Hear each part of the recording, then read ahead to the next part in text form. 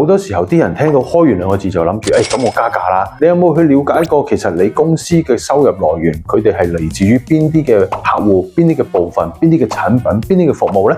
邊一啲嘅產品佢哋俾你嘅毛利率係最高？邊啲嘅服務佢哋係最受歡迎呢？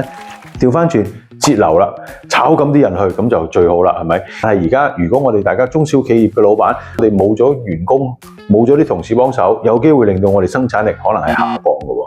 節流嘅部分，我哋要諗下點樣去到喺呢個產品或者服務嗰度，去到做到一啲優化嘅措施啦。我舉一個好簡單，大家去酒樓食蝦餃就會知道啦。從前嘅蝦餃係一籠有4隻，而家好多嘅蝦餃一籠係得3隻。但係價錢有冇變啊？係冇變嘅喎，咁所以你覺得佢係開咗源啦，定係節咗流啊？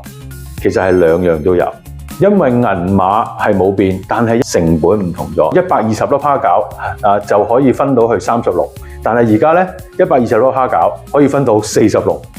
其實係有好多嘅方法喺嗰個嘅產品同埋服務喺個表面上面，我哋唔去令到嗰個品質下降太多，而可以同一時間做到開源節流嘅效果。